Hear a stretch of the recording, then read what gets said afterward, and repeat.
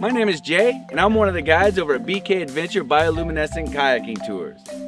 Bioluminescence is the production and emission of light by living organisms. The two types of bioluminescence that we experience out here are Dinoflagellates and comb jellies. Comb jellies are a type of jellyfish that are known as a ctenophore. Ctenophores are different than regular jellyfish because they don't have any stinging cells. Science believes that they light up at night because of a defense mechanism known as photocamouflage. During the day, you might spot comb jellies in the water, and they do look a little bit like a transparent grape or a kiwi, and sometimes they get as big around as baseballs. They have like these little tiny things called cilia that help propel them through the water, and when you get the light on it just right, they will iridesce between green and rainbow colors. You typically find comb jellies in shallow, slow-moving bodies of water, such as this place out here. It's the Merritt Island National Wildlife Refuge, and the bodies of water out here are typically only about 3 to 4 feet deep.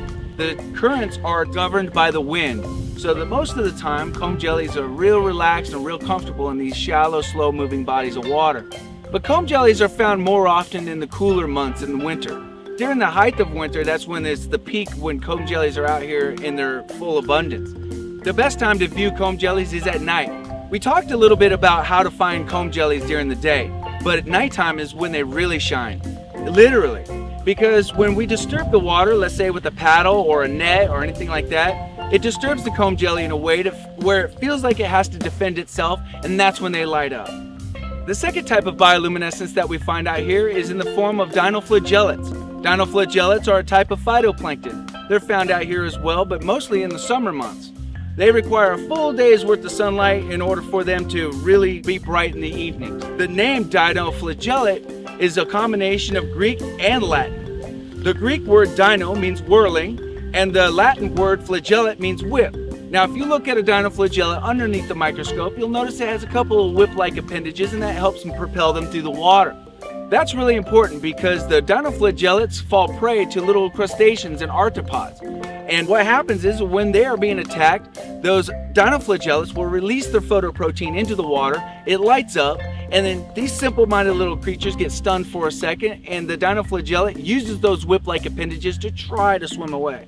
During certain times of the year, you get comb jellies and dinoflagellates in the same bodies of water.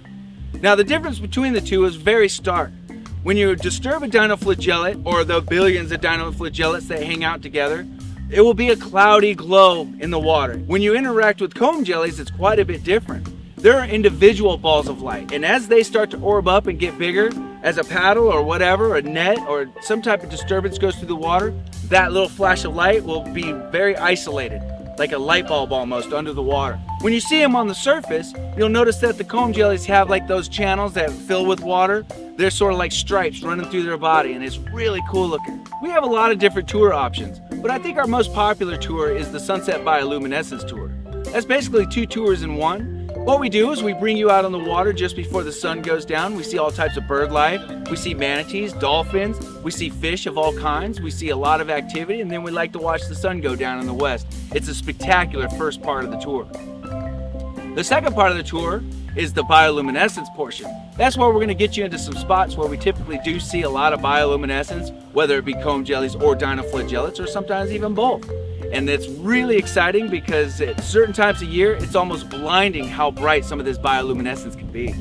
Now, a tour such as that will be an hour and a half, but a portion of that hour and a half, we take time to teach you how to paddle. We also fit you with a nice safety vest. We go over all the gear that we have on our vest. So we spend about an hour and 15 minutes on the water in total. With the different options of tours that we offer, we do have the Dolphin Manatee Tour, which runs from 11 to 1. And that's a 2-hour tour, and we take you out and try to show you some dolphins, manatee action, and it's a fun tour, and it's quite popular as well. Our tour times change based on the seasons of the year. Like right now, we're in spring, so the Dolphin Manatee Tour will run from 11 to 1. However, our Sunset Bioluminescence Tours, right now, they start about 6:30, and the first portion of that ends at 8. And then the second portion starts about 8, and then it ends at 9:30. We do offer later tours, but make sure you check the schedule while booking. To find out more or book a tour, you can visit our website. It's bkadventure.com, or give us a call at 407-519-8711. Hope to see you guys out there.